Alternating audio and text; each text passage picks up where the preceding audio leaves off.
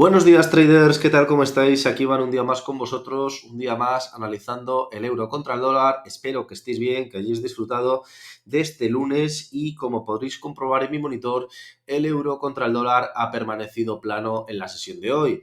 Esto es lógico y también por eso, pues bueno, saco hoy el vídeo quizás un poquito más tarde de lo normal porque el día de hoy hemos tenido festivo en Estados Unidos, Día de los Presidentes y por lo tanto la volatilidad en el mercado americano ha sido nula y en el europeo también ha sido así. Por lo tanto, como podréis imaginar, de una manera o de otra, la semana empieza mañana para el euro dólar. Y claro, ¿cuál es el punto de partida? ¿Cuáles son los objetivos de esta semana? ¿Y qué es lo que espero para el euro dólar? Quedaros hasta el final del vídeo, dadle un like y compartirlo y ya veréis cuál va a ser el resultado al final de este. Así que, como siempre, empezamos con una parte de análisis fundamental. Como bien decía, hoy era un día nacional en Estados Unidos, pero toda la semana viene cargada de noticias relativas al euro y al dólar, bastante bien repartidas, por cierto, porque este martes empezamos la semana con el PMI manufacturero de Alemania, el cual pues tiende a crecer 5 décimas,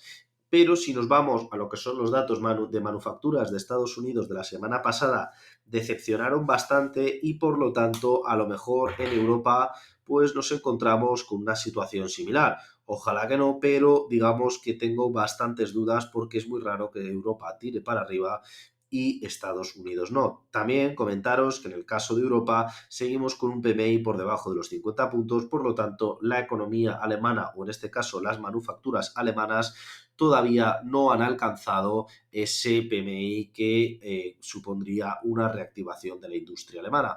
Por otro lado, pues también tenemos la confianza inversora de Alemania que mejora progresivamente a medida que nos vamos alejando del invierno. Eso sí, sigue en un terreno realmente bajo. Por otro lado, el miércoles yo creo que es el día, conjunto al jueves, más importante que tenemos de toda la semana porque tenemos la inflación en Alemania, un 8,7% es lo esperado. Por otro lado, tenemos el índice IFO de confianza empresarial, muy en línea del que vamos a ver el martes, y por lo tanto, pues también hay una mejora de esas expectativas, aunque sigue siendo un crecimiento muy progresivo y muy gradual.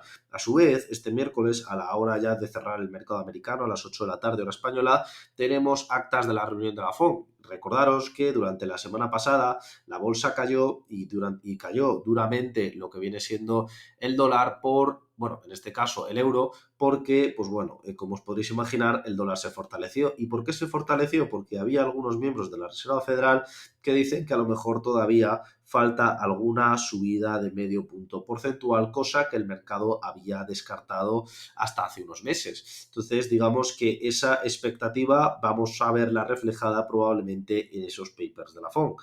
Por otro lado, el jueves tenemos IPC en la zona euro, inflación, lo cual, cuidado, agarraos aquí, que es por eso lo que decía que el jueves era un día importante, porque tendremos un crecimiento de una décima en la inflación en Europa, al menos en el mes de enero. Y eso es totalmente pernicioso y va a obligar a esas subidas tan agresivas que todo el mundo ya descartaba. Por lo tanto, la inflación sigue dando que hablar y seguirá dando que hablar. Por otro lado, tenemos el PIB trimestral del cuarto trimestre del año pasado, 2,9 en Estados Unidos, nada que realmente vaya a cambiar la balanza. Lo mismo tenemos en Alemania el jueves, lo único que el viernes que destacaríamos que es que realmente pues tenemos un crecimiento negativo o un decrecimiento de tan solo 2 décimas, lo cual no es bueno ni es positivo para la economía alemana, pero dentro de lo que cabe, dentro de una caída trimestral, podríamos considerar que es el efecto de la volatilidad del invierno y de las faltas de expectativa de inversión durante este. Dicho esto, pues tendríamos toda la semana, como veis, muy repartida entre el euro y el dólar, sobre todo prestar atención al miércoles y el jueves y en especial a los datos tanto de las actas de la FOMC como el IPC de la zona euro. ¿Esto dónde nos va a llevar? ¿Esto dónde nos va a situar? Bien, si las actas de la FOMC y el IPC en la zona euro salen más alto de las expectativas y, por otro lado, las actas de la FOMC reflejan una posible subida de medio punto, significa que tanto el euro como el dólar se van a apreciar. Ahora bien, veremos si Lagarde decide en su próxima subida volver a subir medio punto haciendo un seguidismo de lo que haría la Fed. Por ahora no lo ha hecho y no tiene pinta de que vaya a hacerlo, lo que significaría que el dólar se fortalecería más en caso de ocurrir este escenario, de lo que se fortalecería el euro. Si no hacen mención a esto y por parte de Europa tampoco hay ninguna mención o ninguna declaración post publicación de los datos de IPC, lo más normal es que volvamos a ver cómo se lateraliza el euro dólar debido a que ambas dos se potencian casi en el mismo porcentaje. De hecho, fijaros, y ahora pasando ya al término del fundamental al técnico, cómo ocurre que nos encontramos en mitad de un canal muy interesante. Nos encontramos en mitad de este canal, que pues, son 231 pips, y exactamente estamos en la mitad, ni más ni más menos.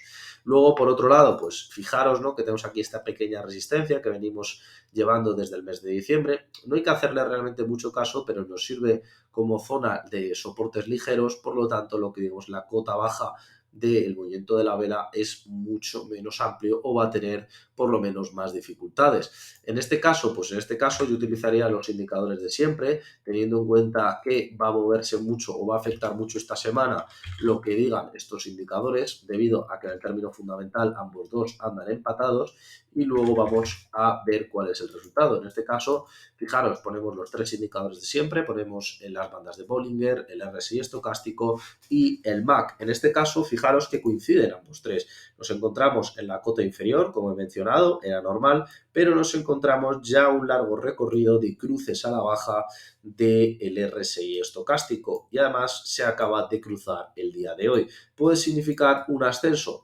Pues tiene bastantes probabilidades, porque si os vais al gráfico es muy raro los periodos en los cuales el euro dólar se mantiene durante mucho tiempo en una parte de sobrecompra o de sobreventa del estocástico. Normalmente suele hacer movimientos ya magos que luego nos llevan a unos resultados extraordinarios.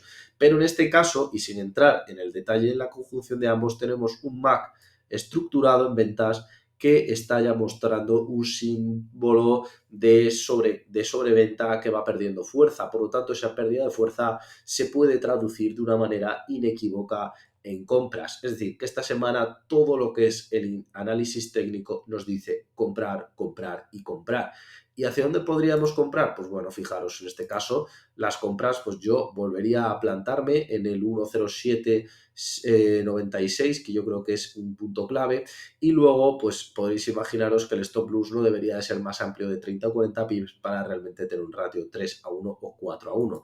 También deciros, todo depende de las noticias del miércoles y del jueves. En caso de que incluso el dólar haga esa subida de medio punto, veremos un escenario totalmente al revés. Veremos seguramente como el martes, es decir, mañana, veamos una ligera subida del euro dólar para luego quererse chocar primero o contra la banda de Bollinger o en esta zona para situarse por el final de la semana aquí en caso de que los datos de inflación en Europa no supongan una reacción. Por lo tanto, dos escenarios, habrá que esperar al miércoles, mañana seguramente haya una ligera subida y por lo tanto podéis beneficiaros de ambos dos escenarios.